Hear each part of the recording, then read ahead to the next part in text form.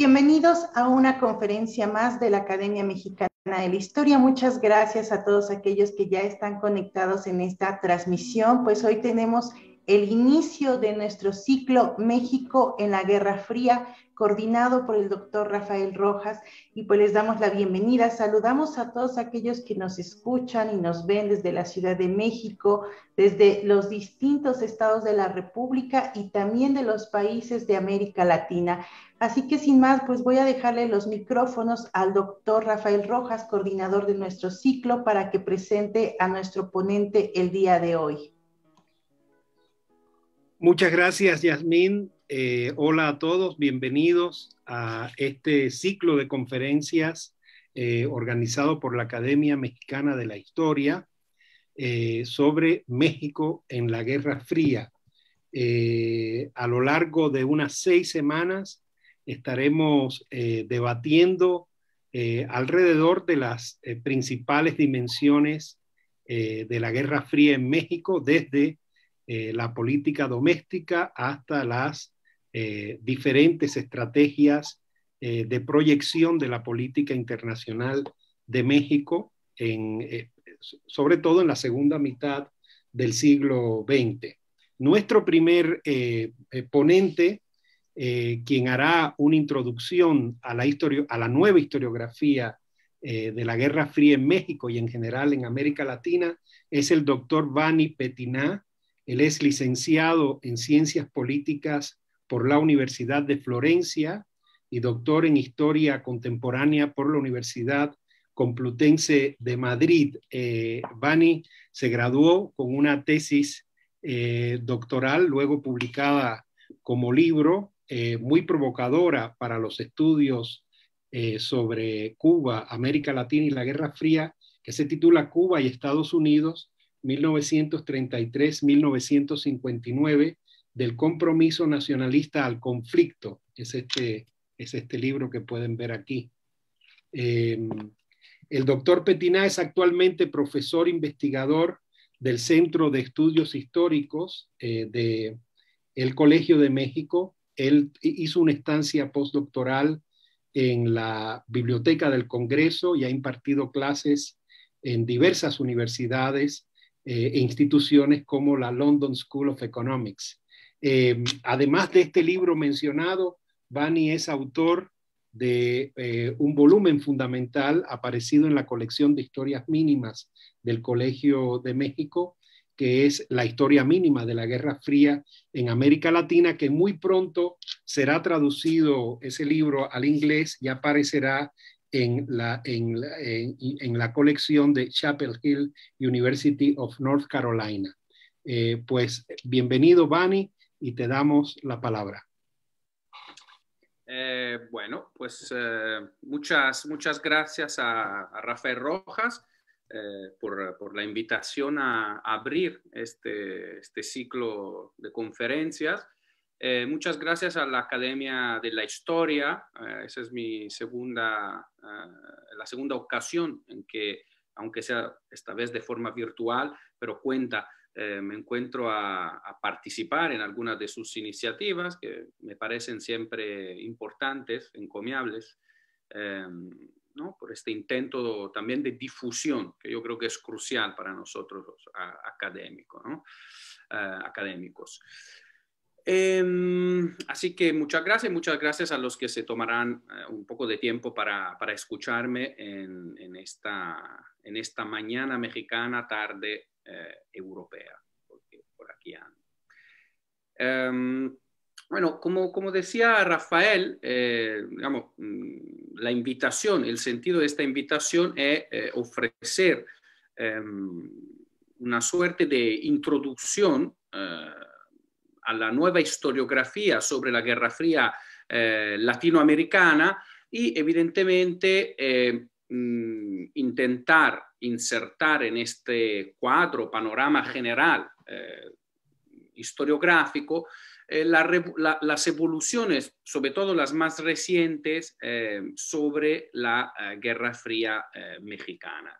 Ahora, creo que, como verán, va implícito, como verán en unos minutos, si siguen esta presentación, va un poco implícito cuando hablamos de Guerra Fría, hablar de relaciones, digamos, internacionales, ¿no? Por lo cual, aunque no lo haya mencionado ahora, evidentemente una parte importante de esta contextualización historiográfica lidiará con el tema de las variables internacionales. De hecho, digamos, bueno, empezaría primero explicándoles cómo he planteado esta presentación. La voy a estructurar en 3 bloques fundamentales, principales. En una primera parte me voy a concentrar sobre las especificidades de una historiografía sobre la Guerra Fría latinoamericana. Es decir, ¿por qué tiene sentido hablar de una historiografía específica sobre la Guerra Fría en América Latina? Que existe con una legitimidad suya propia al margen de la que podríamos considerar como la historiografía sobre el siglo XX latinoamericano o, si quieren, sobre la historia contemporánea de América Latina. Es decir, ¿por qué hablamos de una historia de la Guerra Fría en América Latina y no simplemente de una historia contemporánea de América Latina? Para ser todavía más claro, ¿por qué no es suficiente hablar de una historiografía sobre historia contemporánea de América Latina y debemos recurrir a una categoría historiográfica más específica que se llama precisamente Historia de la Guerra Fría en América Latina? Este será el primer bloque. En segundo lugar, quisiera trazar brevemente el proceso de evolución de esta historiografía específica sobre la Guerra Fría en América Latina, ¿no? ¿Cuáles han sido sus etapas? ¿Cuáles son sus autores? ¿Cuáles son los retos, los problemas y las innovaciones que ha introducido o a las cuales se ha enfrentado esta historiografía específica? Y finalmente, digamos, como tercer punto, last but not least, quisiera concentrarme en trazar, destacar la forma en que la historiografía sobre México y la Guerra Fría ha participado de esta evolución general de la historiografía sobre la Guerra Fría latinoamericana, con cuáles temas y con cuáles características específicas. Entonces, estos son los 3 bloques para que tengan presente un poco el panorama con el que se van a enfrentar en esta mañana. Ahora, para aclarar la necesidad de una especificidad o de la especificidad de una historiografía sobre América Latina y la Guerra Fría, empezaría, digamos, con lo esencial, es decir, definir brevemente algunos rasgos de lo que fue la Guerra Fría y señalar por qué entonces, frente a estos rasgos que caracterizan lo que llamamos Guerra Fría, hace falta efectivamente una historiografía particular, específica, para relatar o trazar estos procesos. Entonces, ¿qué define la Guerra Fría desde un punto de vista conceptual?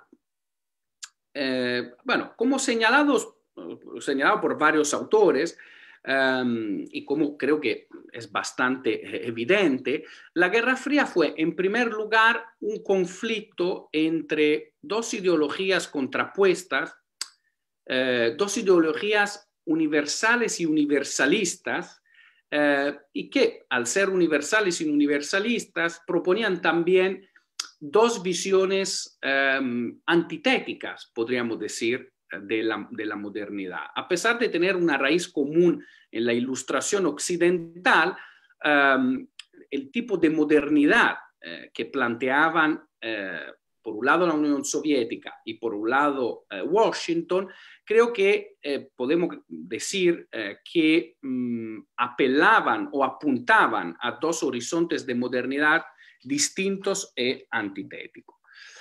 Por un lado, Washington planteaba un horizonte de sociedad y modelo de producción capitalista como el estado más avanzado de la modernidad occidental. Entonces, su modelo de sociedad y de economía venía a representar el último estadio, digamos, de la evolución moderna occidental.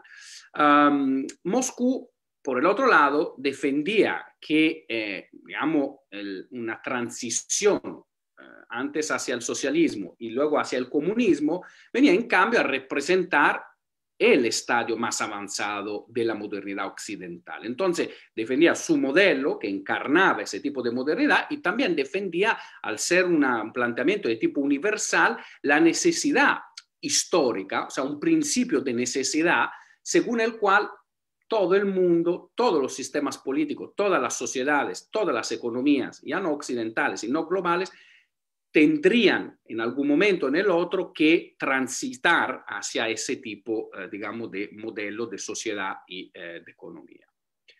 Ahora, esta contraposición quedó plasmada o fijada en términos políticos a partir de 1917, cuando el triunfo de la revolución bolchevique generó finalmente un experimento de Estado-nación teóricamente basado sobre los principios del socialismo científico de Marx, un Estado-nación que, digamos, se planteaba representar, encarnar el modelo de modernidad socialista y un modelo en transición hacia el comunismo. Entonces, a partir de 1917, digamos, según, por ejemplo, autores como Odd Arnie Westad, que encontraremos un poquito más adelante en esta presentación, quedaría plasmada esa, ese sistema de conflicto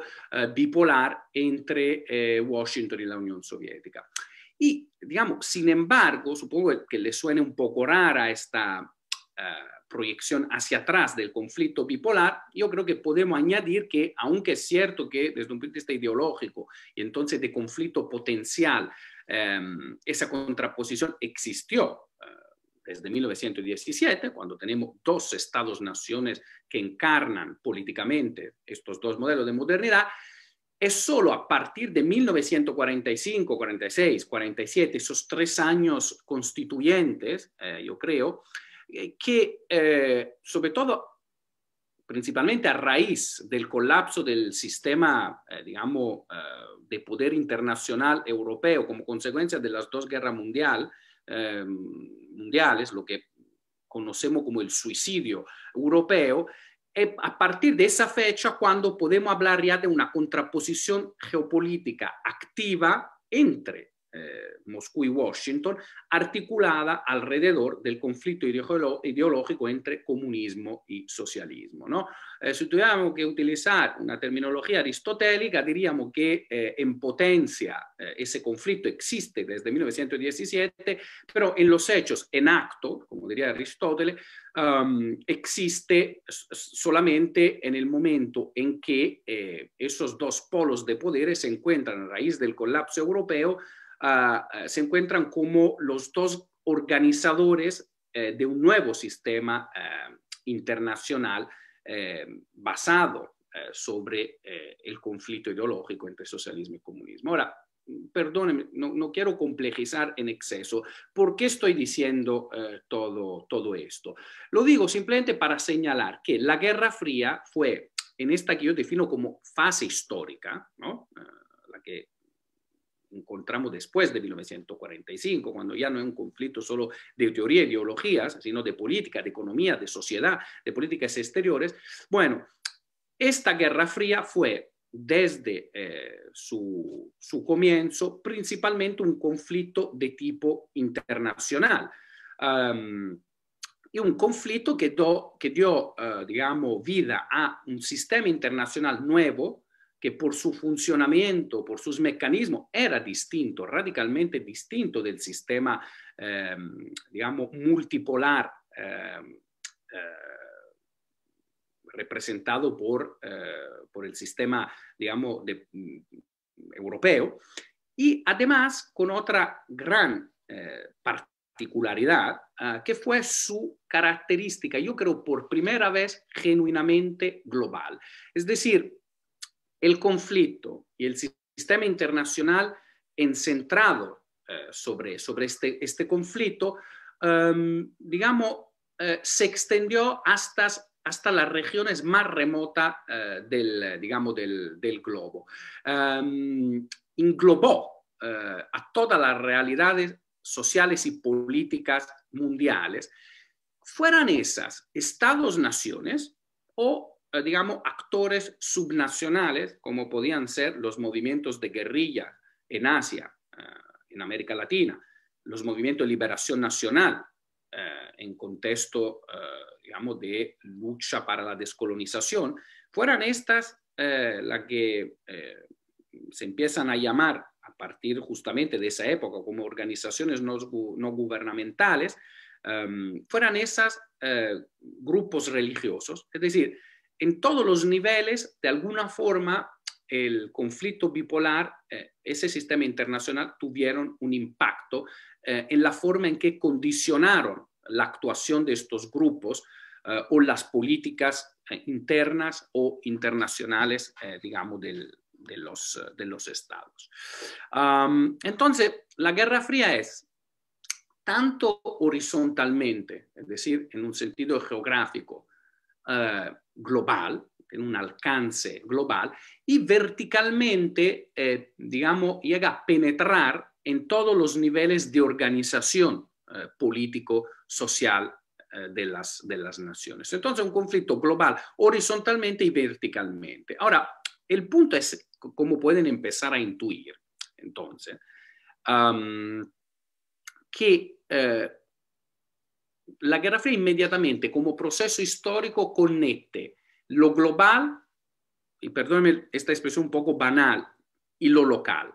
En lugar de local podríamos decir que, digamos, involucra inmediatamente las dinámicas internacionales y la que son las dinámicas internas, digamos, de los países de todo el mundo o de actores sociales que tienen una agenda política, económica y cultural, digamos, evidentemente. Entonces, y este es el punto. La historiografía sobre la Guerra Fría es una historiografía que inevitablemente necesita estudiar los procesos de cambio social, económico y, claro, como decía antes, cultural durante la segunda parte del siglo XX, conectando constantemente, sistemáticamente, el nivel internacional con el nivel local. El estudio o los estudios sobre la Guerra Fría están, en otras palabras, obligados constantemente a cotejar el peso que las dinámicas globales de conflicto y el funcionamiento del sistema internacional que de alguna forma intentaba gestionar esta dinámica de conflicto tuvieron sobre los contextos políticos, económicos, sociales y culturales locales. Entonces, digamos, esa es la gran diferencia desde un planteamiento simplemente de historia contemporánea mundial o incluso de América, digamos, de América Latina. Es decir, la especificidad aquí es que se necesita plantear el estudio de este periodo, ahí donde queramos colocar nuestra mirada investigadora, siempre en un nivel, digamos, que permita hacer comunicar los flujos internacionales con las dinámicas de cambio social, político, cultural, económico, digamos, local. Entonces, de alguna forma es una historiografía internacionalista, yo quisiera decir. Es decir, no solo internacionalista, pero donde la parte internacional tiene que tener un papel, digamos, importante por las características que decía antes, definen el proceso de la Guerra Fría. Le hago dos ejemplos para que todo esto que suena igual muy teórico se pueda visualizar de una forma, digamos, más sencilla. Durante los años 50 y 60, en la India donde el primer ministro era Nehru, se lanzó un ambicioso proyecto, digamos, de desarrollo económico guiado por el Estado del país. Por medio de una serie de planes quinquenales lanzados por Nehru, por su establishment político, por sus asesores, se tenía como objetivo librar a la ex colonia británica de todos estos vínculos producto del colonialismo británico que no permitían al país independiente alcanzar una soberanía económica en paralelo a la soberanía política. Entonces, el objetivo era transformar el país en una economía moderna, funcional y próspera. Se trata evidentemente de un proceso político de carácter interno, si lo planteamos así. Ahora, como lo destaca en un libro reciente y excelente, si tienen la posibilidad, digamos, de leerlo, The Price of Economic Aid, el precio de la ayuda económica, de David Engerman, ese proceso de transformación interna fue inmediatamente influenciado desde el lanzamiento del primer plan quinquenal por las presiones que el conflicto bipolar y el sistema internacional articulado alrededor de este conflicto ejercieron sobre, digamos, el país. Por un lado, los soviéticos y por el otro lado, los estadounidenses intentaron usar ese plan de modernización lanzado por Nehru para mostrar las bondades y la superioridad de su modelo socioeconómico, apoyando con ayuda técnica y económica los distintos proyectos que hacían parte de este plan quinquenal y que el plan intentaba realizar. Pero ojo, porque para que desde inmediatamente no piensen en la Guerra Fría como un proceso de arriba hacia abajo, de simple imposición de modelos desde arriba hacia abajo. Yo lo dije inmediatamente. La historiografía sobre la Guerra Fría es una historiografía que mira a las conexiones y al proceso de interacción entre dinámicas internacionales globales y procesos locales, no a la sobreposición de lo global sobre lo local. ¿Por qué digo esto? Porque si lee el libro de Engerman, lo más interesante es ver cómo distintos, digamos, en primer lugar, como Nehru aprovecha de esa competencia entre las dos superpotencias para obtener todos los recursos posibles, ¿no? Tanto de un lado como por el otro. Pero lo más interesante también es ver cómo Engerman, digamos, traza también el uso político interno que distintos funcionarios del Estado de la ex colonia británica de India, digamos, hicieron de las interferencias, ¿no? El secretario de Economía versus el secretario, por ejemplo, digamos, de Desarrollo y de Planificación Económica. Pelearon entre ellos para que su idea de país prevaleciera utilizando la ayuda de los dos países, digamos, a su favor.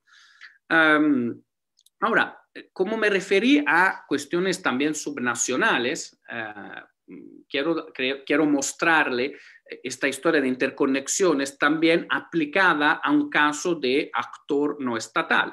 Entonces, podríamos hablar aquí de algo con el cual probablemente todos estamos más familiarizados, y es el movimiento, digamos, sandinista, el movimiento revolucionario sandinista que derroca a la dictadura de Anastasio Somoza al final de los años 70 en Nicaragua. Aquí, como estudia otro autor en una tesis y ahora libro que está a punto de salir, Gerardo Sánchez Náteras, digamos, no se podría entender el triunfo de esa que es digamos, la segunda y única otra revolución en triunfar en América Latina durante la Guerra Fría, sin estudiar y entonces comprender la capacidad que los líderes guerrilleros tuvieron de moverse entre las dinámicas internacionales generadas por la Guerra Fría global, justamente utilizando estas dinámicas internacionales para recibir apoyo de otros actores, en este caso estatales, Venezuela, Costa Rica, Panamá, para aumentar su capacidad de incidir políticamente y militarmente en el contexto, digamos, de Nicaragua. Entonces, lo ven claramente, sea que se intente reconstruir la historia del proceso de desarrollo económico, de procesos internacionales o, como veremos también, de cultura, la historiografía sobre la Guerra Fría está obligada específicamente a coser o a generar, perdón, un nivel de análisis que se ubica casi siempre a mitad entre lo global y lo local, para facilitar un poco la transmisión de esos dos niveles, la comunicación digamos, de estos dos niveles. Ahora, pasamos entonces al estado de la historiografía sobre la que podemos definir como Guerra Fría, digamos, latinoamericana. ¿Cuál es el avance? ¿Cuáles son los límites? ¿Cuáles son los retos que ha enfrentado el estudio de la evolución histórica de la región durante y en relación, digamos, a la Guerra Fría? Ahora, sí, como hemos dicho, este es el primer punto que quiero destacar para caracterizar esa historiografía y su proceso, digamos, de evolución. Sí, como hemos dicho, la Guerra Fría en Europa, en Asia, en Oriente Medio, en América Latina, tiene que ser analizada como un proceso de interacción entre dinámicas internacionales y locales. En el caso de sobre todo los primeros estudios realizados sobre la región durante la Guerra Fría, ha habido una cierta predominancia, podríamos decir hasta un cierto desequilibrio, digamos, de estos estudios hacia la variable internacional. Y en particular, digamos, dentro de esta tendencia a dar más importancia a la variable internacional, los historiadores, en larga parte estadounidenses, han mostrado, por lo menos digamos, en una primera fase, más atención hacia el peso que tuvo la política exterior estadounidense en determinar eventos, acontecimientos, crisis o la misma propia evolución de los procesos de cambio social y político, digamos, latinoamericano. Entonces, en este desequilibrio que le dio más atención a esa variable externa, lo que, digamos, salió en parte perjudicado fue el estudio de la interacción entre esta variable, que es presente, necesaria, ineludible, cuando se estudia la historia de la Guerra Fría, digamos, latinoamericana, porque el sistema internacional y el conflicto en América Latina, el sistema internacional, el conflicto de Guerra Fría se manifiesta principalmente por medio de la política exterior estadounidense, aunque no solamente, ¿no? Cuba también tiene una parte bastante importante en traer la variable internacional dentro, pero digamos, habiendo dado más importancia a eso, a las estrategias de Estados Unidos, de Washington, salen perjudicadas, digamos, salen perjudicados los procesos locales latinoamericanos, los actores, digamos, locales latinoamericanos, sus estrategias, su forma de digamos, intentar readaptarse a esa nueva dinámica de conflicto bipolar. Ahora, se trata de un paradigma historiográfico que a veces ha sido definido como, digamos, paradigma historiográfico hegemónico, de la hegemonía, por el peso, eso que decía, que se le ha dado al rol jugado por la estrategia hegemónica estadounidense en América Latina durante la Guerra Fría. Aquí también me voy a ayudar con algunos ejemplos para pasar digamos, del análisis del nivel historiográfico a la visualización de cómo luego toman forma estas tendencias historiográficas. Por ejemplo, estudiar el golpe de Estado en Chile, el golpe de Estado del 11 de septiembre de 1973, según digamos, un paradigma digamos, de tipo hegemónico, por un tiempo importante, ha dado más importancia a, digamos, decisiones, agendas, estrategias tomadas en Washington por parte de la administración Nixon o digamos, por la CIA. Que, ojo, no me van a oír cansarme de repetirlo. No es que esté fuera de lugar, no es que sea imprecisión histórica, no es que no sea necesario hacer ese tipo, digamos, de trabajo, porque evidentemente señalar la importancia que jugaron Nixon como presidente y Kissinger como responsable de la elaboración de la política exterior estadounidense hacia el mundo, hacia América Latina, y de la CIA como brazo, digamos, operativo de esas decisiones, es crucial y es importante porque digamos, cómo reconstruyen esos estudios fue muy importante. Pero al mismo tiempo, digamos, se descuida entonces el estudio de cómo todos los otros actores locales, y cuando digo locales en un caso como esto me refiero tanto a actores chilenos, el MIR podría ser uno,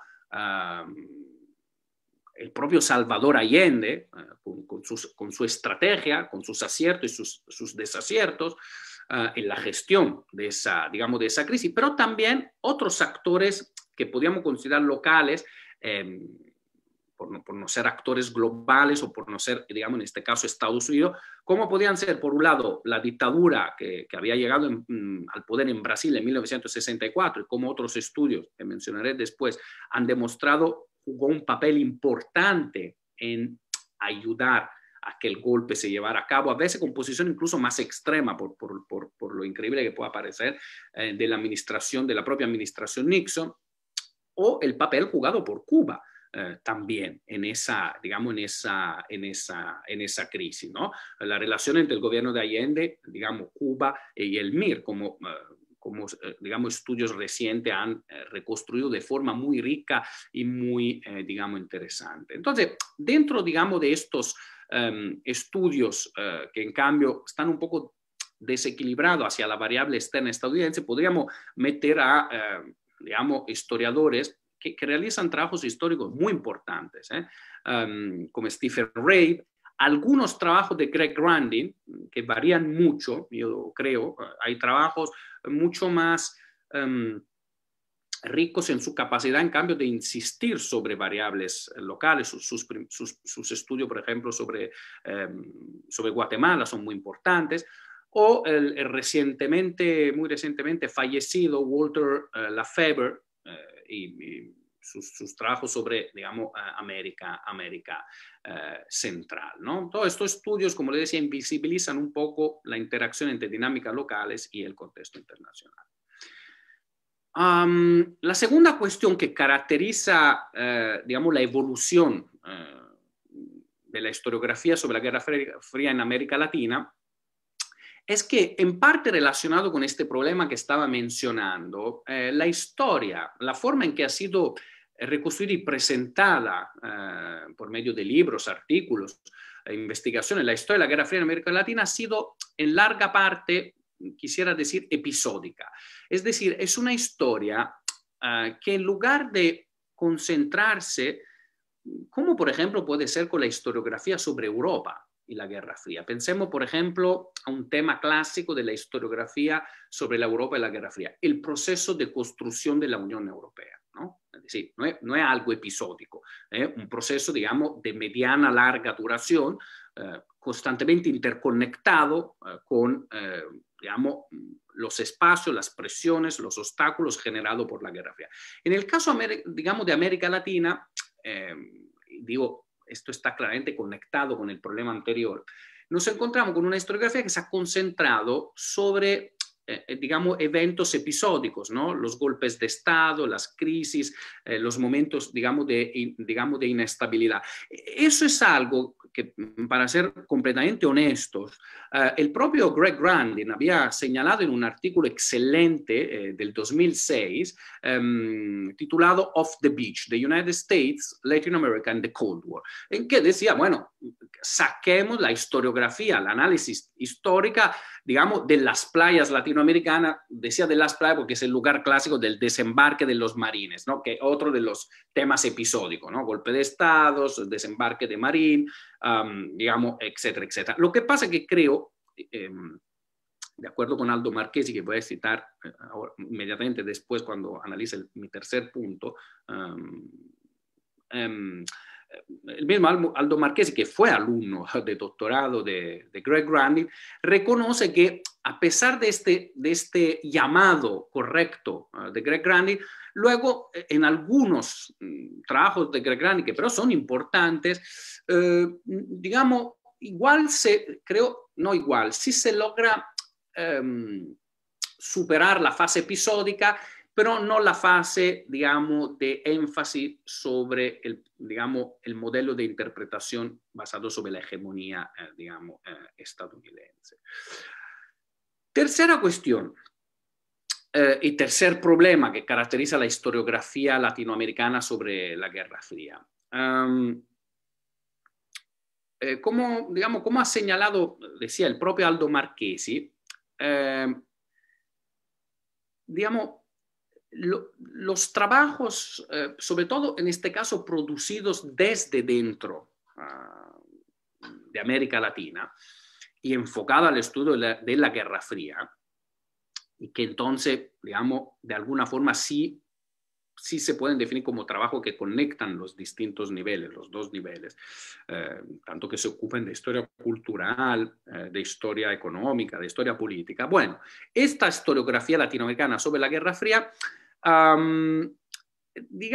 tenido el problema de encapsular el estudio de determinados procesos, sociales, culturales, políticos, económicos, dentro de confines nacionales que son artificiales, porque no son los confines reales de estos procesos, que, tienen una dimensión, en muchos casos, absolutamente transnacional dentro de la región, latinoamericana.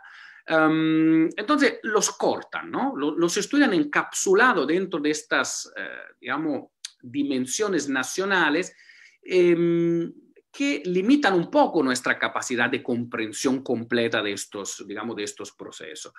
Ahora, esto sería, ya un problema en sí mismo. Una de las consecuencias, extrema de este enfoque que podríamos de alguna forma definir nacionalista, es que combinándose con el paradigma hegemónico que lee toda la historia sobre este eje Estados Unidos, América Latina, entonces la combinación del eje del paradigma nacionalista con el paradigma hegemónico ha hecho que, por ejemplo, sean muy escasos los estudios que intenten reconstruir las conexiones, los niveles de comparación, la convergencia y divergencias entre América Latina y el tercer mundo durante la Guerra Fría. Ese es un aspecto de esa historia que, con pocas excepciones sobre las cuales me concentraré después, ha sido, descuidado completamente por la historiografía sobre la Guerra Fría, en América Latina. En cambio, sería suficiente agarrar un periódico latinoamericano, argentino, boliviano, mexicano,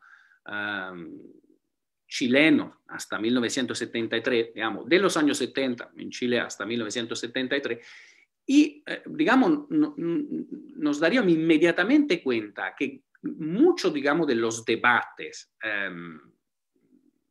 que se dieron en la región latinoamericana sobre antiimperialismo o cuestiones de desarrollo económico eran enfocados por la élite política de estos países dentro de una dimensión ya no solo regional latinoamericana, pero global, y donde el tercer mundo y la solidaridad o el pragmatismo o el internacionalismo tercermundista eran los contextos en el cual se estaban planteando estos problemas.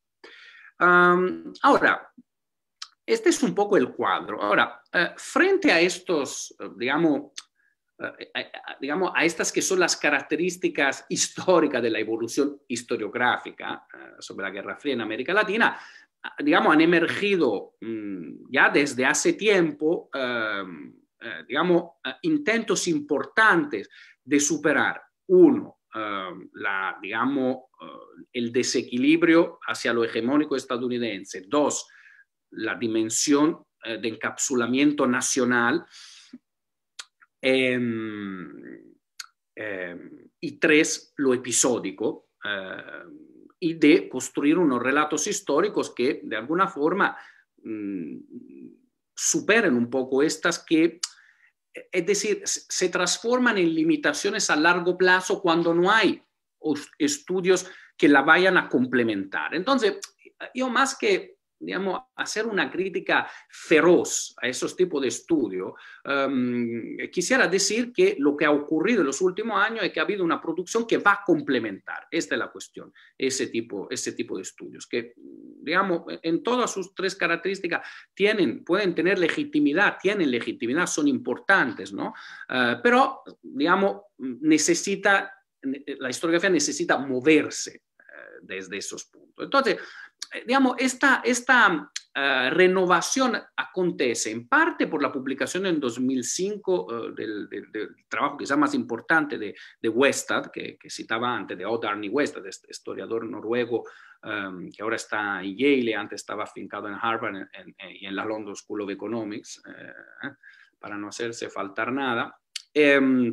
Y que por primero, digamos, plantea una historia de la Guerra Fría en el Tercer Mundo en clave comparada, estructural, y con el Tercer Mundo como actor dinámico y no pasivo, simple espectador de las dinámicas de conflicto bipolar. Entonces, a partir de ahí se desarrollan, como veremos, toda una corriente de estudios también en América Latina que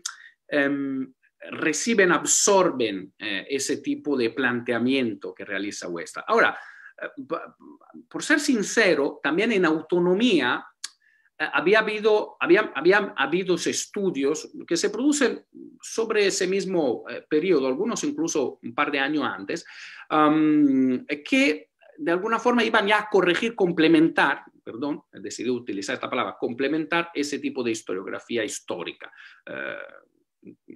clásica, la época clásica de la historiografía sobre América Latina. Entonces, por ejemplo, un autor como Piero Glaigesias tiene una serie de libros cruciales, digamos, que reconstruyen, intentan reconstruir la autonomía que los procesos políticos latinoamericanos mantuvieron a pesar de las presiones del contexto internacional bipolar.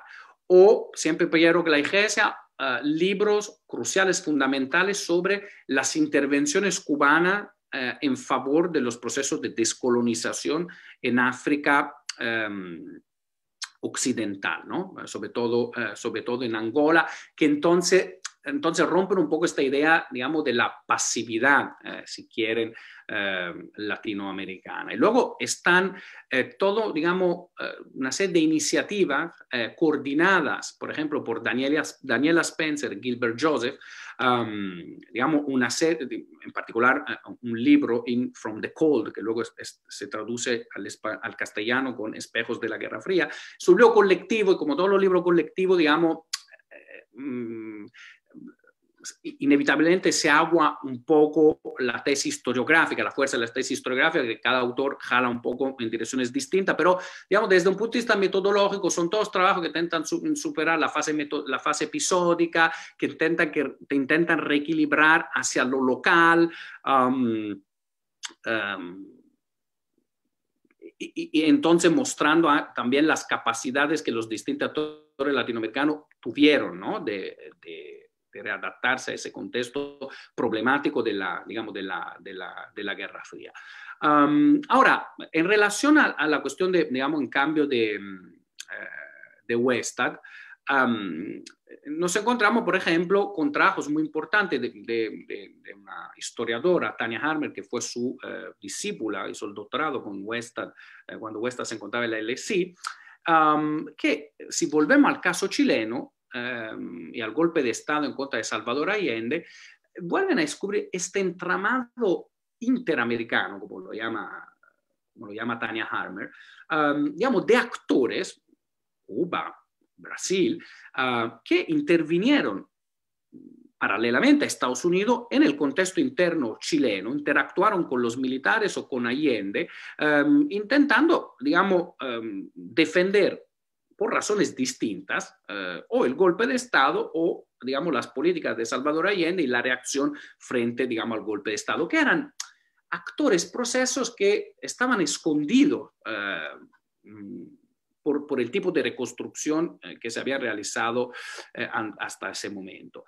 Tenemos autores como Aldo Marchesi, que están intentando forzar los límites de la historiografía nacionalista. Aldo Marchesi tiene un libro sobre, digamos, las guerrillas transnacionales latinoamericanas entre los años 60 y los años 70. Siempre en esta clave transnacional tenemos los estudios de Nicolás Diep, en este caso enfocado sobre las redes estudiantiles. En Chile siempre Fernando Purcell y Marcelo Casals están haciendo trabajos muy importantes sobre, digamos, en el caso de Purcell, sobre un tema interesantísimo, es decir, como una iniciativa totalmente hegemónica, como los Peace Corps estadounidenses lanzados por la administración Kennedy al principio de los años 60, se, digamos, páseme esta palabra, se pasaron por un proceso de mestizaje que cuando aterrizaron en el contexto chileno, que cambió completamente, modificó la orientación de esos tipos de, digamos, de proyectos, porque los actores locales tuvieron la capacidad, digamos, de modificarlos, ¿no? La sociedad chilena en este caso. Casals tiene trabajos importantes sobre el impacto del golpe de Estado de 1964 en Brasil sobre las elecciones chilenas de aquel año. En el ámbito de las conexiones entre América Latina y el tercer mundo, Agustín Kosovsky, argentino, por ejemplo, trabaja muy bien, en forma muy interesante, sobre la conexión entre, digamos, América Latina, los no alineados, con particular atención a Yugoslavia, ¿no? A mecanismo, digamos, de cooperación, convergencia entre América Latina y, digamos, la Yugoslavia no alineada.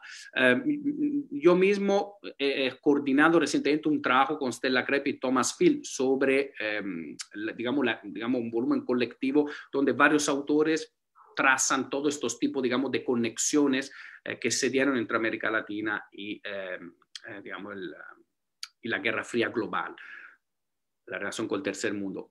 Un campo que ha sido extremadamente rico en su evolución, creo que ha sido la historia cultural de la Guerra Fría, digamos, latinoamericana. Aquí Adriana Petra, Jimena Specie, el mismísimo Rafael Rojas, que me invita hoy a dar esta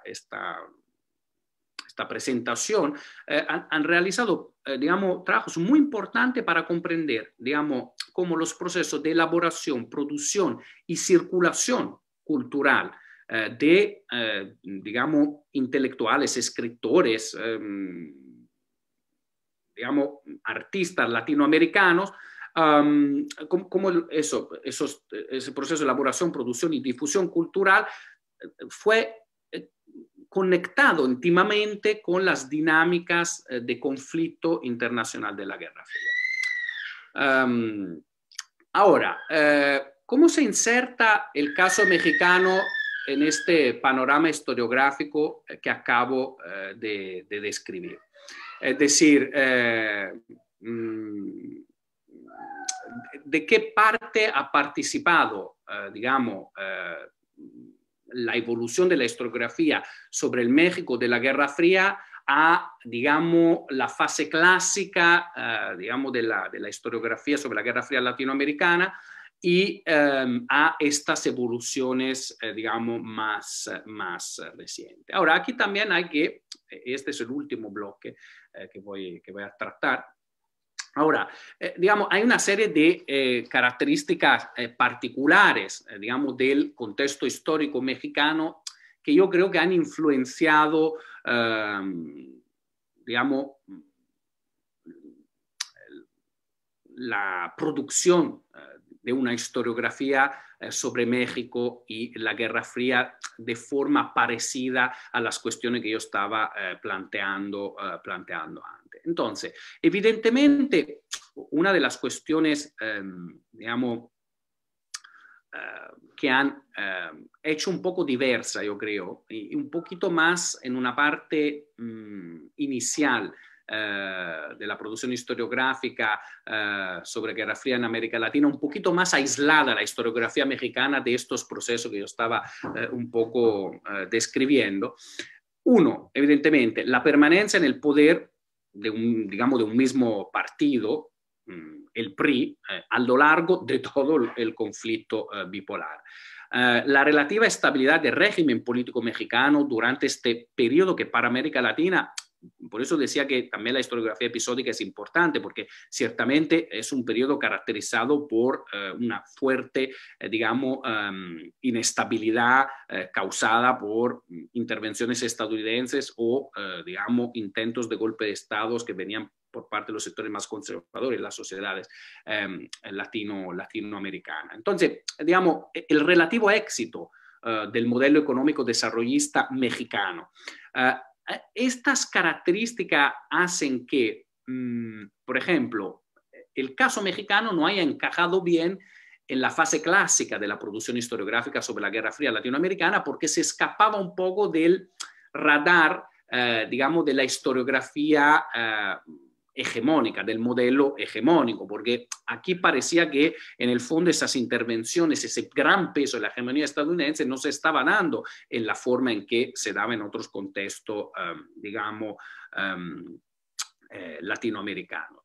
Luego, y eso por ejemplo, lo explicaba muy bien Lorenzo Meyer en un capítulo que se encuentra, digamos, en el libro coordinado por Daniela Spencer, donde muestra en realidad cómo el caso mexicano es un poco atípico porque, digamos, los gobiernos del PRI y el régimen político priista se logra adaptar bastante bien a las dinámicas centrípetas detonadas por la Guerra Fría.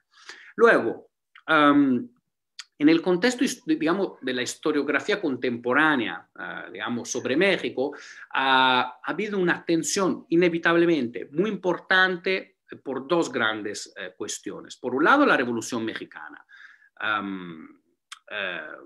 que ha evidentemente ocupado una atención muy importante por parte de los historiadores mexicanos e internacionales.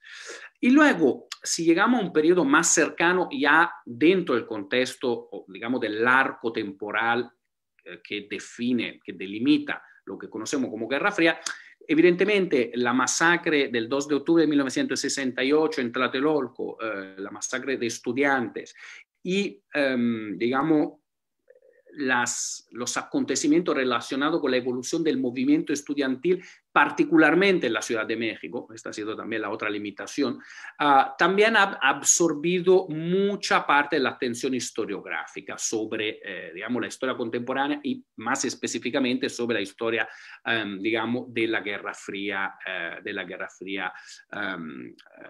mexicana. Y finalmente, un último elemento que ha, en parte, yo creo, caracterizado una cierta tipicidad de la historiografía sobre la Guerra Fría latinoamericana, ha sido que en paralelo a digamos, a la autonomía que los gobiernos priistas reivindicaban frente a las dinámicas internacionales en las décadas de su existencia, digamos, de estos mismos gobiernos, ha habido en paralelo también digamos, un cierto nacionalismo historiográfico que, digamos, podía tender a, digamos, acompañar, legitimar estas declaraciones orgullosas, digamos, de cierta independencia. Ahora, en este contexto,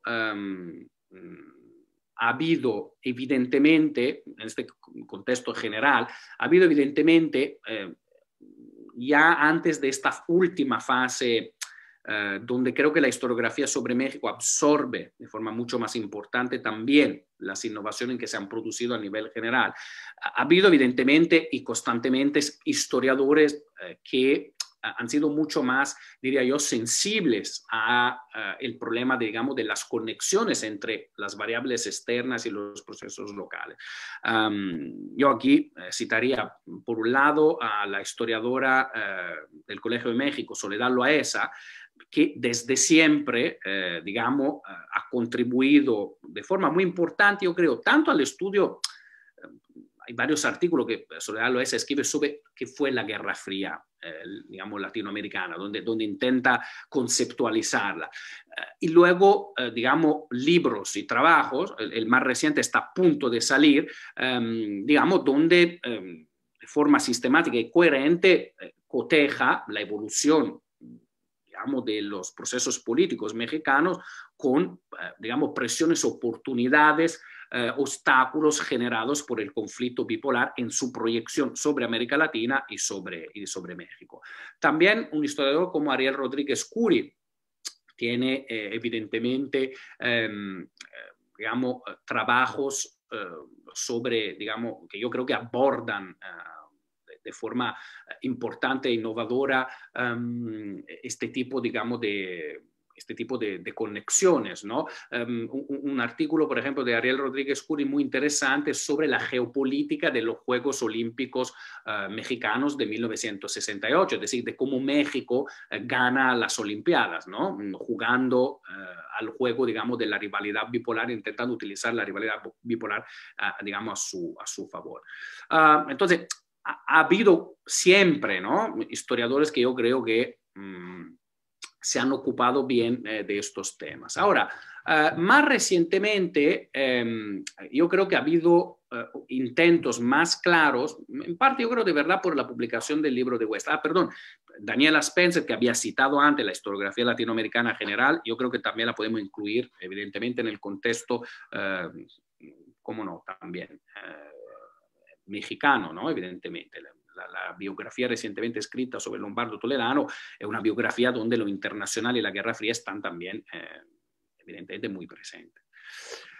Ahora, en esa época más reciente, donde yo creo que, decía el libro de Westad, ha dado vida a trabajos un poco distintos, creo que podemos identificar, digamos, varias categorías donde se han manifestado innovaciones interesantes sobre la historia de México digamos, y la Guerra Fría. Creo que hay 4 grandes ámbitos.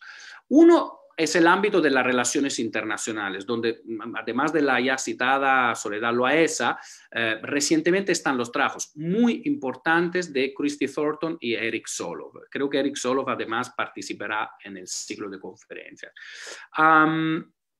Estos trabajos, yo creo que Thornton, más desde un punto de vista que mezcla historia intelectual y económica, muestra cómo, digamos, los gobiernos mexicanos tuvieron un impacto importante en plasmar incluso ciertas reglas del funcionamiento del sistema económico internacional durante los años de la Guerra Fría. Eric Solov, más desde digamos, una perspectiva historiográfica que mezcla historia cultural, que es su tema clásico, al cual añade una nueva ventana y metodología de historia diplomática internacional, intenta mostrar cómo en los años 60 México intentó entrar dentro de un intento llevado a cabo por distintos grupos de países del tercer mundo, digamos, para reducir justamente el peso y la capacidad de influencia que Washington tenía en el tercer mundo y en este caso en América Latina y digamos, en México. Creo que estos son 2 trabajos importantes. En el ámbito de la política interna ya creo que, digamos, los trabajos de Soledad Loaesa y de Ariel Rodríguez Curi que citaba antes, creo que ahí ocupan un espacio realmente, digamos, muy relevante. En el ámbito, digamos, de la historia cultural, yo destacaría la investigación de Patrick Iber, ¿no?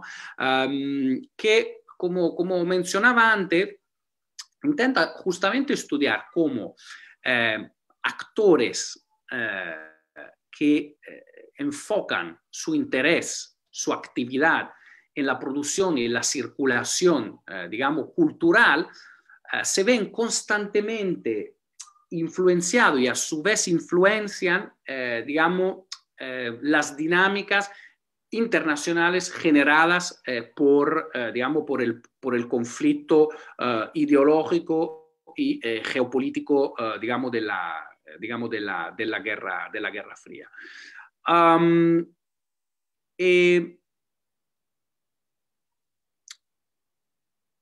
Un ámbito con esto voy cerrando con un cuarto ámbito que creo que es crucial, absolutamente crucial, y que creo que había sido descuidado desde siempre y que ahora se está, digamos, replanteando como una historia ya inmediatamente conectada entre lo local y global, es la historia, digamos, de la guerra sucia, digamos, mexicana. Es decir, como decía antes, el 68 urbano de la Ciudad de México creo que había atraído una atención muy fuerte por parte, digamos, de los historiadores. Yo creo que hasta hace relativamente poco había una atención muy escasa por fenómenos, digamos, de represión, pero también, digamos, de construcción y articulación de disenso no institucional fuera, digamos, de la capital. Digamos, creo que también para la actualidad mexicana es muy crucial este tipo de estudios que se están haciendo sobre, digamos, sobre Guerrero, o sobre Chihuahua, sobre, digamos, sobre Michoacán, sobre, digamos, varias regiones de México donde hubo importantes intentos, digamos, digamos, de articulación del disenso por medio de la lucha armada, y que recibieron una respuesta brutal por parte, digamos, por parte del Estado, y que yo creo que, aunque por mucho tiempo se consideró México una excepción en ese sentido, nos permite visualizar paralelismo importante entre ciertas características que la guerra sucia tuvo ahí donde la colocamos, ubicamos normalmente, ¿no? Que son, digamos, las dictaduras del Cono Sur durante los años 70, Brasil a partir de 1964, y el caso mexicano. Acá, digamos, trabajos como los de Alexander Aviño o Adela Cedillo, creo que son muy importantes porque además de ocuparse de este tema, que es un tema historiográficamente y para la actualidad mexicana muy importante, lo hacen inmediatamente mostrando la forma en que la Guerra Fría en su dimensión internacional impactó también en el caso mexicano, influenciando estos tipos, digamos, de proceso. Aunque fuese de forma indirecta, como es en el caso de la forma en que el paradigma cubano de lucha, de guerrilla, se proyectó sobre el contexto mexicano. Como sabemos y hasta donde sabemos, Cuba, digamos, evitó apoyar de la forma en que hizo en otros contextos latinoamericanos las guerrillas mexicanas, porque México no había roto relaciones con Cuba. Pero incluso en México hubo una recepción, si queremos, pasiva, o sea, no ofertada proactivamente por Cuba, pero recibida inevitablemente por los actores locales, digamos, mexicanos, que a raíz del ejemplo cubano vieron en la guerrilla, en la lucha armada, un instrumento importante para renovar el Estado, digamos, el Estado mexicano y sus múltiples insuficiencias en el ámbito político y social. Ahora, creo que se me ha acabado el tiempo, ¿verdad? He hablado una hora redonda. Me queda en el tintero lo que queda para hacer. Pero igual me lo pregunta Rafael Rojas. Bueno. Muchísimas gracias al doctor Vani Petiná por esta excelente introducción. Yo quiero aprovechar lo que él ha presentado, este cuadro bastante completo y sofisticado de la nueva historiografía sobre la Guerra Fría a nivel global en América Latina y en México, para decir que algunos de los autores y autoras, historiadores e historiadoras que él ha mencionado en su introducción serán ponentes en nuestro ciclo de conferencias, como el doctor Eric Soloff de la Universidad de Stony Brook, la doctora Daniela Spencer también nos acompañará en este ciclo, y el ciclo de hecho contará con una conferencia de cierre a cargo de la doctora Soledad Loaesa del Colegio de México. También estarán con nosotros otros historiadores que han estado trabajando estos temas muy recientemente, especialmente en la relación entre la nueva izquierda y la Guerra Fría, como Elisa Servín. Así que este será un ciclo de conferencias, ¿verdad? Que de algún modo pondrá en evidencia este mapa de la nueva historiografía que nos ha presentado el doctor Petina. Bien, tenemos algunas preguntas, comentarios, no son muchos, no son muchas las preguntas y comentarios, pero tal vez lo que convenga es tomarlas, no tomarlas una a una, no vaya a ser que sigan llegando más, ¿verdad? Sino tomar varias. Casi todas las preguntas o comentarios están enmarcados en la Guerra Fría en México. Entonces yo quiero empezar por una pregunta que no está enmarcada en el contexto mexicano y una mía, ¿verdad? Que tampoco lo está. La mía tiene que ver con con este aspecto que mencionaste en algún momento, yo creo que a la mitad de la charla, sobre el tercer mundismo, digamos, esta secuencia de mundialización del tercer mundo que vemos desde la conferencia de Bandung, aquella reunión, ¿verdad?, que organizaron Nasser, Nehru y Sukarno en Indonesia en los años 50, luego la fundación del movimiento de los no alineados a principios de los 60 y luego el gran proyecto de la Tricontinental y la OSPAAL impulsado desde Cuba. Y mi pregunta tiene que ver con digamos, con las formas de medir el impacto o el efecto de ese tercer mundismo en las estrategias de los estados latinoamericanos o específicamente en las izquierdas, porque yo parto un poco de la preocupación de que mucho de la agenda presentada por aquel tercermundismo que tenía que ver con la lucha contra el racismo, la descolonización, pero como tú bien dijiste, al mismo tiempo con estrategias bastante pragmáticas en la relación con el capitalismo o las democracias occidentales, mucho de esa agenda no pasó o no fue bien recibida por las izquierdas latinoamericanas.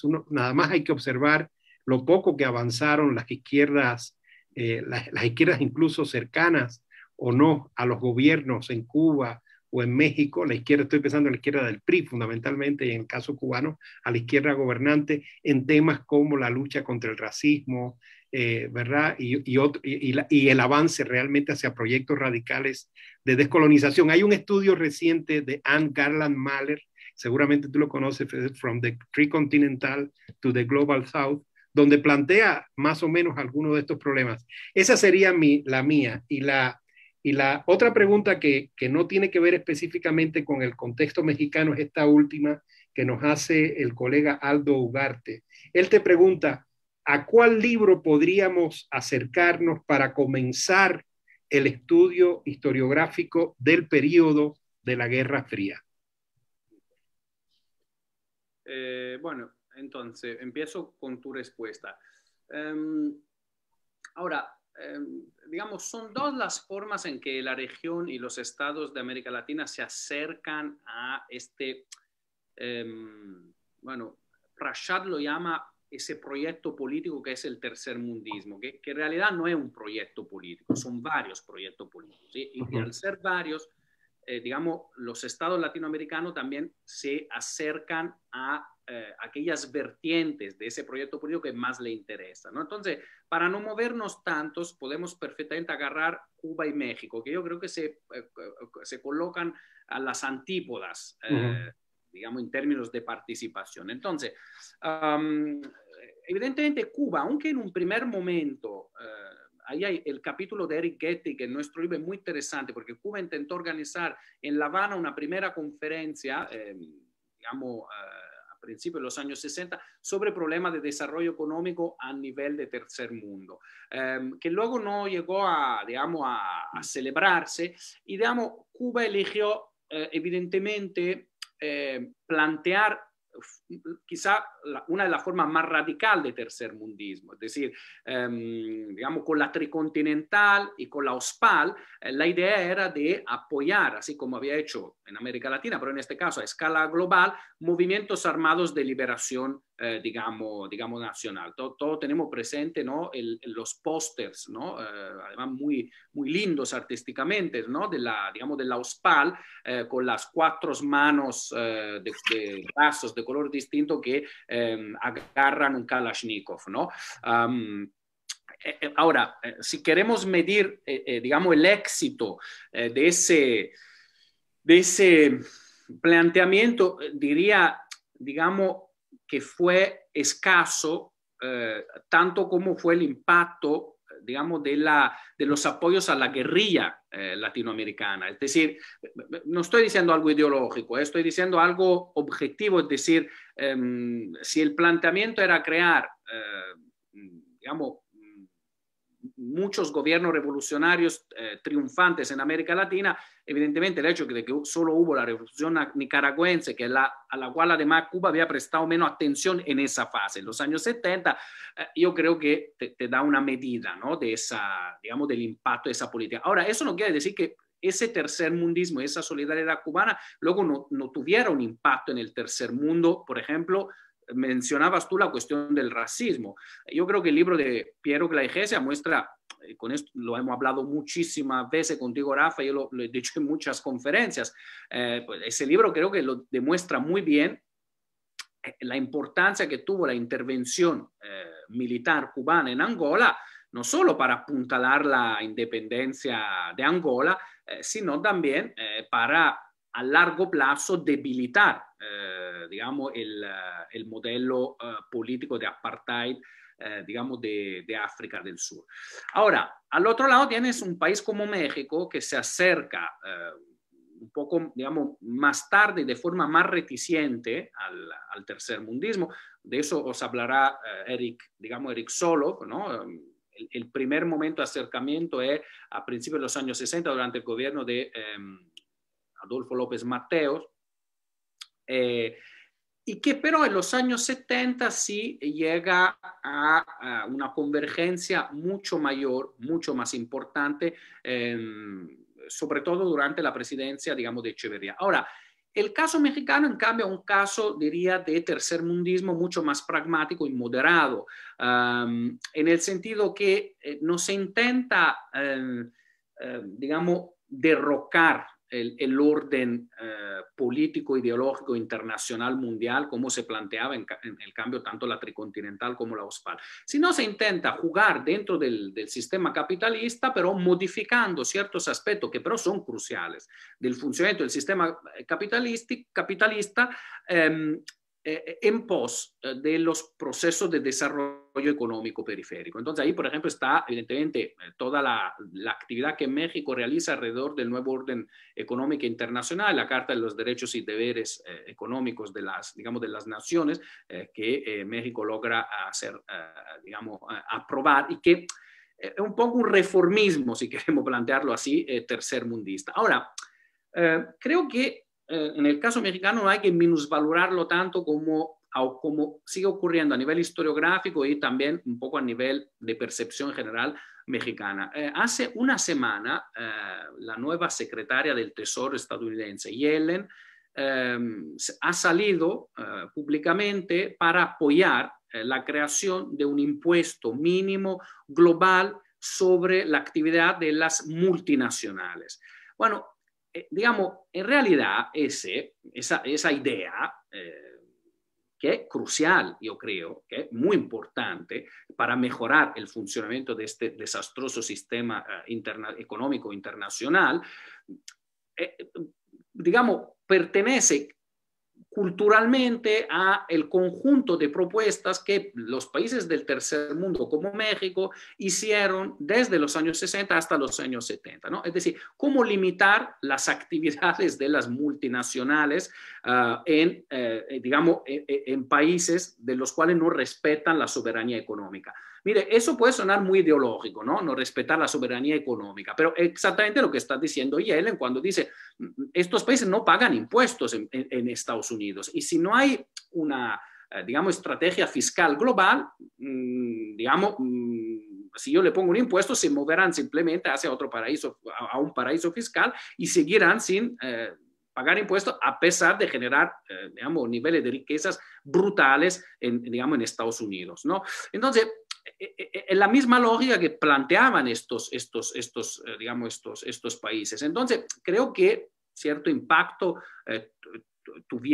tuvo. Me atrevería a decir que casi más la vertiente reformista que la, digamos, que la revolucionaria, ¿no? En ese sentido.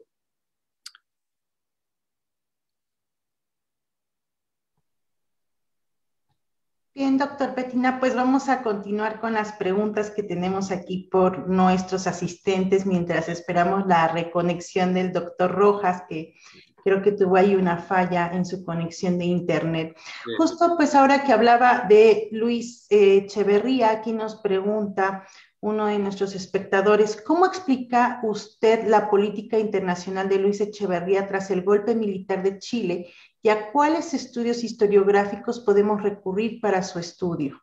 Sí, perdón, se me ha escapado también la segunda pregunta sobre dónde empezar digamos, para estudiar la historia, digamos, de la Guerra Fría. Yo creo que si les interesa, digamos, esta perspectiva que le estaba planteando y que, digamos, presta más atención digamos, al tercer mundo en términos comparados y, digamos, con una perspectiva, digamos, de larga duración y de proceso, más que episódica. Creo que el libro de Westad, The Global Cold War, sin duda el texto al día de hoy más, digamos, más importante y desde donde se pueden, digamos, empezar un poco a mover. Para la historia, digamos, general de la Guerra Fría en América Latina, no hay, digamos, no hay abundancias, ¿no?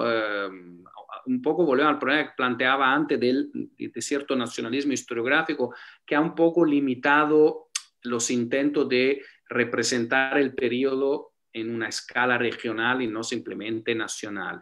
Entonces nos movemos desde el libro de Tullio Alperín Donghi, La historia contemporánea de América Latina, que pero no es sobre la historia de la Guerra Fría, aunque la Guerra Fría entra, a intentos más recientes que pero presentan algunos problemas, yo creo, como el libro de Hal Brands, Latin America's Cold War, publicado por Harvard University Press. Y digamos, mi dificultad cuando me puse a escribir la historia mínima de la Guerra Fría de América Latina venía del hecho de que no había, creo que lo digo al comienzo, en la introducción, difícil es hacer una historia mínima cuando no hay una historia máxima, digamos, del periodo, lo cual a mí, pero también me estimuló porque en lugar de hacer un trabajo de síntesis, acabé haciendo un trabajo de interpretación, ¿no? Entonces, bueno, no porque lo haya escrito yo, pero ahí también puedes tener digamos, una pista para meter. Aquí está Rafael. Sí. Digamos, ¿cómo explicar la política, digamos, de Echeverría después del golpe de 1973? ¿En relación a Chile o en general? Me parece haber entendido en general, ¿no? La política internacional general. No, a Chile, ella se refiere a Chile la pregunta. Dice, ¿cómo explica usted la política internacional de Luis Echeverría tras el golpe militar en Chile y a cuáles estudios historiográficos podemos recurrir para su análisis? Aunque creo que tú algo dijiste en la conferencia, pero puedes abundar un poco más. Sí, estaba pensando en, digamos, ahí hay una serie de trabajos, digamos, más basados sobre fuentes secundarias, por ejemplo, el trabajo de Carlos Rico, que pero es muy bueno, donde, digamos, se reconstruyen los años de la política exterior de Echeverría y que tiene una parte, digamos, yo creo, interesante sobre el caso de las relaciones con, digamos, con Chile, ¿no? Porque como sabéis, durante digamos, la primera parte de la dictadura de Pinochet, México mantuvo una relación bastante hostil digamos, hacia la dictadura militar, porque efectivamente las conexiones entre el gobierno de Allende y el gobierno de Luis Echeverría habían sido bastante fuertes y, diría yo, genuinamente fuertes. De hecho, digamos, hasta el punto que sí generaron cierto tipo de problema en la relación bilateral entre Estados Unidos, digamos, y México, ¿no? Porque Echeverría apoyó de forma bastante fuerte al gobierno de Allende, se llegó hasta enviar petróleo en el momento en que el boicot económico estadounidense empezaba a estrangular la economía, digamos, la economía chilena. Hubo una oferta de un préstamo para comprar producto mexicano y abastecer digamos, el mercado chileno, aquí también estrangulado por el boicot. Entonces, cuando se produce el golpe, hay una reacción fuerte por parte de la administración de Luis Echeverría. Creo que el sentido de la pregunta es cómo es que un presidente que fue tan protagónico e importante en el proceso de guerra sucia mexicana, entonces de represión brutal de miembros de la izquierda no institucional mexicana, pudo, por un lado, mantener una relación tan de apoyo hacia Allende y luego incluso manifestar en forma tan clara su hostilidad hacia la junta militar y hacia Pinochet. Pues en realidad, digamos, creo que ese libro hay que escribirlo. Yo lo estoy un poco haciendo, ¿no? En mi nuevo libro voy a tratar de eso y he trabajado en los archivos chilenos, por ejemplo, ¿no? Y puedo asegurar que la gratitud chilena fue muy sentida hacia el gobierno de Luis Echeverría. O sea, sí se tomaron muy en serio en un momento de grandísimas dificultades ciertas, digamos, ofertas de ayuda que el gobierno de Echeverría, digamos, hizo. Creo que en el fondo, y a veces se nos olvida, no hay tanta diferencia, alguna comparación un poco atrevida entre el mecanismo de inclusión y exclusión de la Revolución Cubana y del mecanismo de exclusión e inclusión también, digamos, de los gobiernos que vienen digamos, de la Revolución Mexicana y que se siguen apelando. Es decir, el principio de dentro de la Revolución todo, fuera de la Revolución nada, aplica y creo que explica esa hipotética esquizofrenia del régimen de Echeverría. Es decir, sí se puede apoyar a Allende, pero no voy a apoyar, digamos, movimientos guerrilleros que están deslegitimando la estabilidad y la legitimidad de mi propia, digamos, revolución. Entonces, dentro de la revolución yo puedo apoyar a Salvador Allende. Fuera de la revolución no voy a tener, digamos, interlocución con grupos guerrilleros cuyo objetivo es, digamos, derrocar y derrotar a la propia, digamos, a los gobiernos postrevolucionarios y al régimen político postrevolucionario. Digo, si lo trasladamos, es la actitud también, digamos, en cierta medida del régimen revolucionario cubano, ¿no? Es decir, si yo puedo apoyar, digamos, a la guerrilla en América Latina o incluso si miramos a los PAL internacionalmente, pero internamente, digamos, no admito fenómenos, digamos, de disenso. Evidentemente el caso cubano quizá llama menos la atención porque es un proceso revolucionario más reciente, digamos, en los años 60 y los años 70, con una legitimidad altísima, creo, se puede tranquilamente decir. En el caso, digamos, de Echeverría y de México, es una legitimidad que evidentemente es ya muy, digamos, muy debilitada. Pero yo creo que teníamos que volver a Cida Skocpol y pensar que las revoluciones son regímenes que mantienen ciertos rasgos comunes incluso cuando se consolidan como régimen político, y que su relación con lo que se intenta colocar fuera del perímetro revolucionario en cierta forma tiene unas ciertas continuidades, unos rasgos regulares, digamos, de actitud, ¿no? No sé, Rafa es más experto que yo en todo eso. No sé si le convence esta explicación. Sí, sí, muy bien. Han llegado más preguntas. En el momento en que perdí la conexión, no sé si te hicieron la pregunta sobre la sociedad mexicana en el contexto de la Guerra Fría, ¿no? No. Bueno, hay un espectador o espectadora de la conferencia te pide que si por favor puedes hablar un poco más sobre la postura de la sociedad mexicana ante el conflicto de la Guerra Fría, que es un tema que ha trabajado muy bien Soledad Loaesa, ¿verdad? Uh-huh. Pero claro, como han llegado varias, vamos a juntar algunas. Otra pregunta es, ¿por qué aparece López Mateos en el cartel de este ciclo y que sucedió en ese encuentro con JFK?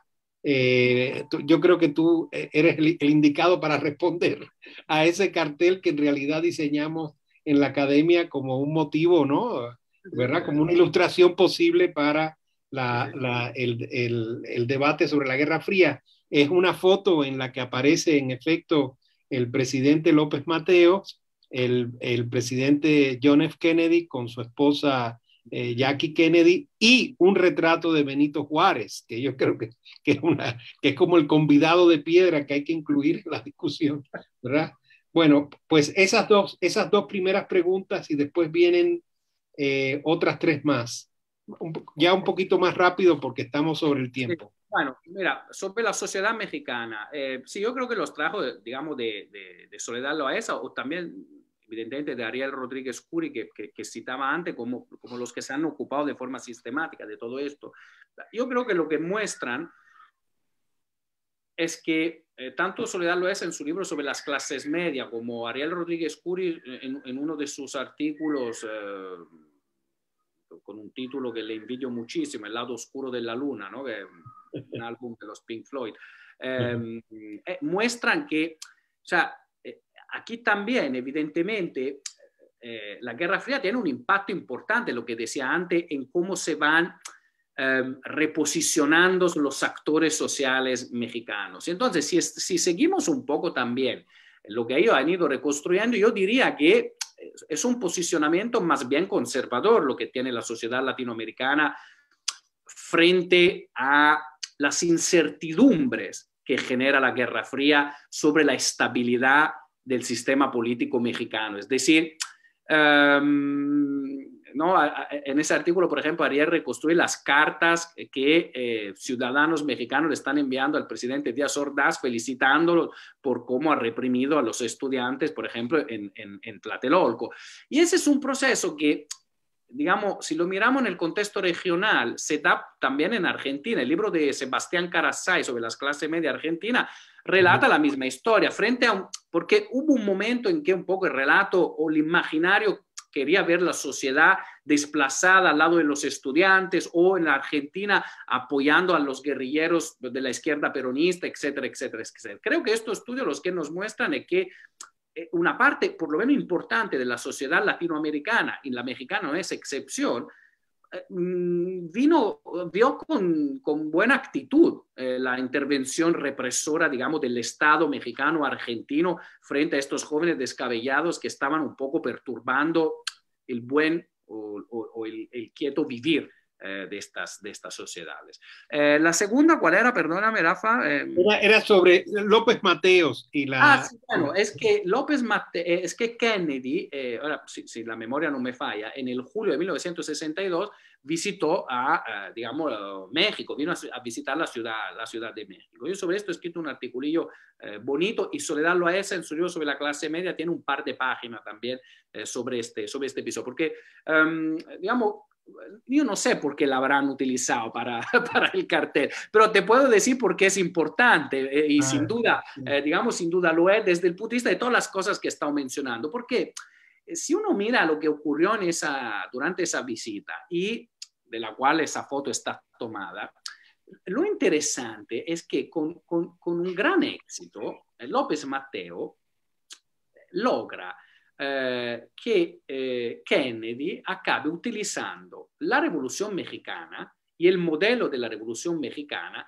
como el ejemplo correcto de lo que tiene que ocurrir en América Latina, digamos, en esos años. Es decir, para ser más claro, le hace decir a Kennedy que va ahí con el espectro de la Revolución Cubana en la cabeza, por lo cual creo que lo último que quería decir era la palabra revolución. Bueno, se la hace decir no sé cuántas veces la palabra revolución, pero asociada a la idea de la Revolución Mexicana como el gran proceso de transformación. La revolución se llama la revolución preferida. Es como la revolución Stanley Ross. Efectivamente, no, se lo hace decir 1000 veces porque, ¿por qué? Porque eso demuestra lo que decía antes. Evidentemente hay un desequilibrio en las relaciones de fuerza y de poder entre Estados Unidos y México, pero eso no tiene que hacernos descuidar que desequilibrio no quiere decir dominio total, sino que siempre hay, según que el líder político está manejando la cosa, según su habilidad, según toda una serie de cuestiones. En el caso mexicano también la cierta solidez del régimen político, el hecho de que la revolución es efectivamente una revolución que ha acontecido incluso antes de la bolchevique, tiene toda su autonomía y legitimidad ideológica y semántica, pues logra, digamos, de cierta forma, no digo imponer su agenda, pero meter algún elemento, digamos, de su agenda, que en este caso es reivindicar el gran papel histórico, digamos, de México y decirle a Kennedy, ayúdanos, danos plata, danos dinero, apóyanos, porque nosotros somos el modelo correcto, cosa que Kennedy, que es habilidoso por su lado, evidentemente también hace porque ve una ventana de oportunidad en reivindicar una revolución que no es comunista, en el momento en que la revolución cubana se está, en cambio, digamos, manifestando como revolución socialista, ¿no? Sí. Después de la es otra, claro, tal vez habría que decir que, y además es un tema que tú trabajaste en tu primer libro, que tampoco es nueva esa modalidad de contraponer una revolución latinoamericana enmarcada en la tradición ideológica del nacionalismo revolucionario como la mexicana a cualquier otra variante de revolución de giro marxista o socialista radical, ¿verdad? Eso ya en la época de Roosevelt, ¿verdad? Se manejaba así, ¿no? Ahora, Vani, tenemos varias preguntas, creo que son unas 5 o 6. Te voy a presentar unas 3 de corrido y luego las siguientes para ir cerrando. Esperanza Penagos Bellman dice que le gustaría conocer la opinión tuya acerca de la nueva dimensión que el día de hoy tiene esa ideología de la Guerra Fría. La polaridad ha terminado, pero ahora se ha complejizado frente a la presencia del bloque asiático. Una pregunta más contemporánea, ¿verdad? Osvaldo Andrés García, ¿cómo se insertaría uno de los actores por excelencia durante la Guerra Fría latinoamericana, como serían los medios de comunicación, específicamente la prensa? Y en ese sentido, ¿qué trabajos han tocado este tema con el análisis recomendable de conexión internacional local? Muy interesante. Él dice al doctor Petiná, esta tercera pregunta, ¿cuál cree usted que fue el papel de la caricatura política latinoamericana en el contexto de la Guerra Fría? Supongo que se refiere al género periodístico de la caricatura, ¿verdad? O no sé si está hablando de la caricatura en general como los estereotipos, ¿verdad? Pero bueno, entonces, si quieres yo te voy recordando a ver cómo puedes ir reaccionando a estas. Tal vez puedes dejarla más contemporánea para el final, ¿no? Sí. Y las otras 2 tendrían que ver con los medios de comunicación, la prensa, la caricatura. Sí. A ver, yo no soy, digamos, muy experto, digamos, de ese ámbito. Rafael lo es mucho más sobre el ámbito, digamos, de la producción cultural, dentro del cual creo que entra también, evidentemente, la prensa. Creo que, por lo que, digamos, otros historiadores han reconstruido, creo que evidentemente es una dinámica que para nada se escapa a, digamos, a ese juego de transmisión entre lo internacional y lo local. Pensemos, por ejemplo, a digamos, una de las palancas que crea inmediatamente la Revolución Cubana para pelear en el contexto, digamos, de la Guerra Fría, ¿no? La agencia de noticiosa, como se dice en México, prensa latina, ¿no? Es decir, evidentemente la producción, digamos, de noticias, la interpretación de los hechos, de una forma que se acerque más a la visión de un polo o del otro, es un aspecto central alrededor del cual se juega la Guerra Fría.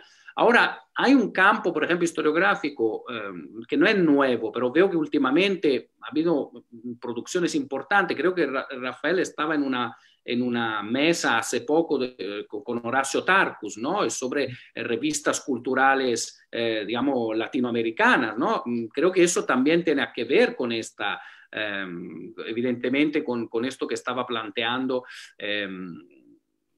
el asistente a este seminario, ¿no? Es decir, la Guerra Fría es global y nada se escapa a, digamos, su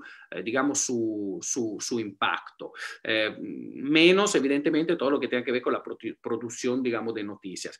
Y si entramos en el ámbito, digamos, de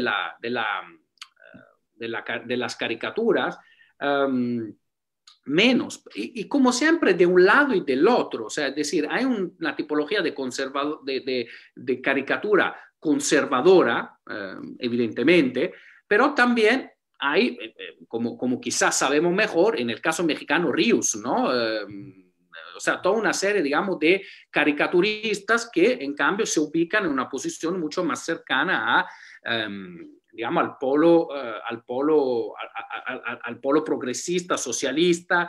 En el caso latinoamericano, todo esto se traduce en el polo procubano, etcétera, etcétera, etcétera. Creo que además la caricatura entra de forma muy compatible con, digamos, cierta innovación que se produce en el lenguaje político de la izquierda mundial y latinoamericana, durante los años 60 y los años 70. Es decir, creo que sí, ese tipo de producción cultural, porque la caricatura también lo es, encaja muy bien en lo que es la forma en que la nueva izquierda, digamos, elabora y se proyecta políticamente en el contexto político de los países latinoamericanos. Por lo cual, creo que el impulso que tiene la caricatura tiene que ver también con eso. La última pregunta, a ver, cualquier periódico habla de Guerra Fría, de nueva Guerra Fría, sí. Yo hasta escribí un artículo en El País diciendo que por favor basta de hablar de Guerra Fría, porque es decir, yo sé que, digamos, siempre nos gusta la historia para las analogías, ¿no? Y, perdón, no es una crítica a la que está interviniendo, es una pregunta legítima.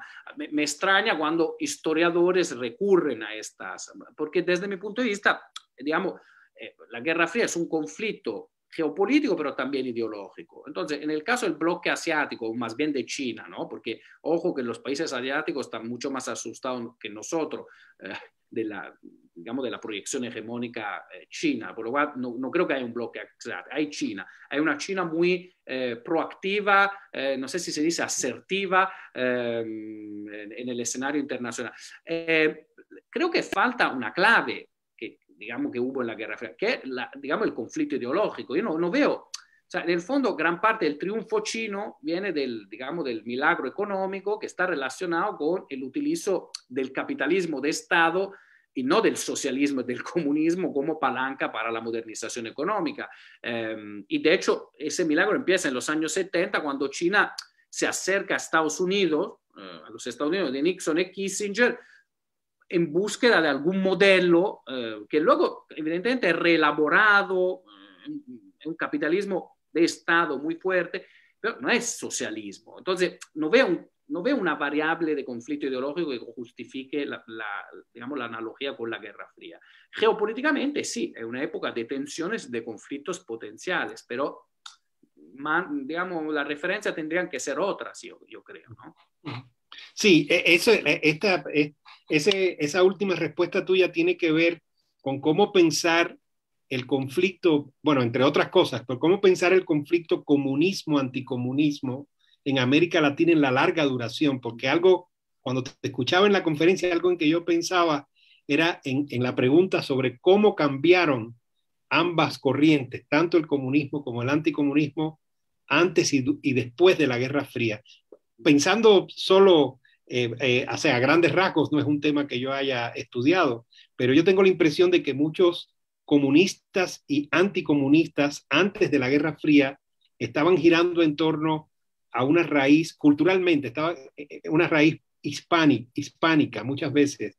El anticomunismo era hispano-católico muy fuertemente y el comunismo era más cosmopolita, pero sobre todo en el campo intelectual tenía la marca también de las tradiciones hispánicas. Después de la Guerra Fría eso cambia, porque el comunismo se vuelve más claramente prosoviético o en la época de la nueva izquierda alternativo buscando conexiones con el marxismo occidental, pero evidentemente el anticomunismo después de la Guerra Fría se vuelve liberal, que es algo en muchos aspectos, ¿verdad? Que es algo completamente distinto. Pero bueno, pero esto es muy interesante porque si tú te acuerdas, en la historia mínima, yo la pelea que tengo con esta interpretación de larga duración sobre la Guerra Fría, que dicen que la Guerra Fría en América Latina empezaría... Empezó desde el 17, sí. Yo tengo tu misma posición, o sea, es decir, ni el comunismo es completamente comunista en América Latina. Es decir, es una experiencia, como dices tú, con marcas del hispanismo, hispanista.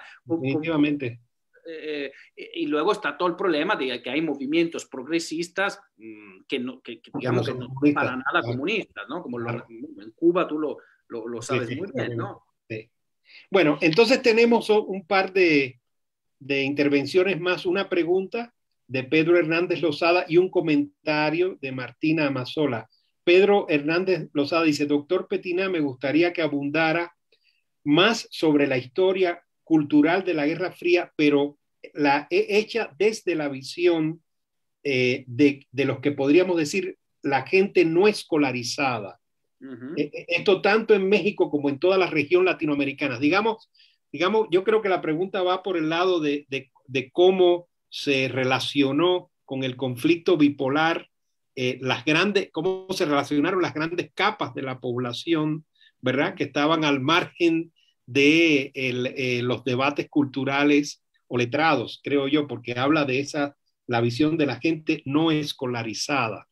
Y el comentario final de Martina Mazzola en realidad es para agradecerte, es un elogio, dice desde Monclova, le agradezco la respuesta sobre Echeverría, porque creo que sí encontró el sentido de la cuestión, te está diciendo a ti, esperamos su publicación que ha mencionado, bendiciones para ese trabajo, saludos enormes, hasta bendiciones te mandaron. Bueno. Eso no hace falta, pero... Entonces yo creo que con la pregunta de Hernández Lozada, ella Smith, podemos ir cerrando, ¿no? Pues, adelante. Qué lástima, porque es la pregunta sobre la cual no sé bien qué decir, porque, es decir, digo, no conozco bien, digamos, sí,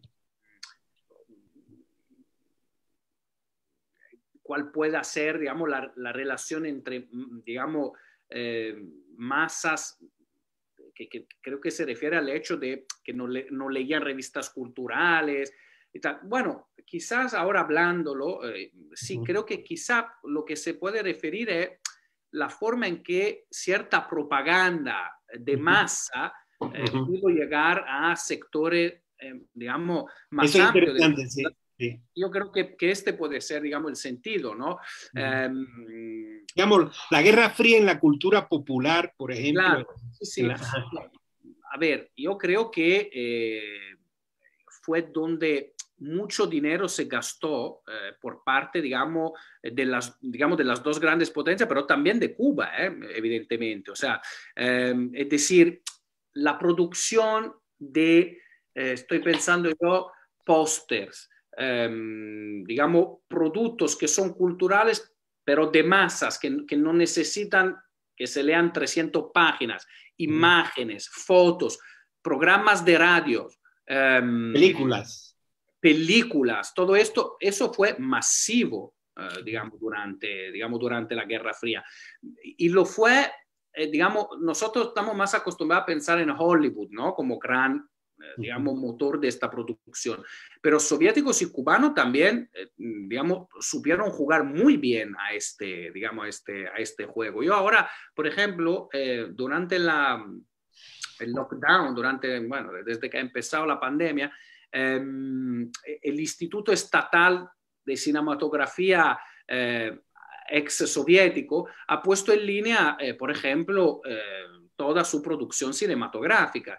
Y ahí puedes encontrar toda una serie, digamos, de películas interesantísimas que intentan, en parte, que banalizan, simplifican, digamos, lo que ha sido la experiencia soviética, intentando acercarla realmente a la experiencia de vida común de un ciudadano común, para un poco mostrar las grandes bondades de ese tipo, digamos, digamos, de sistema, ¿no? Sobre todo desde un punto de vista de la prosperidad, ¿no? Que era lo que se estaba prometiendo.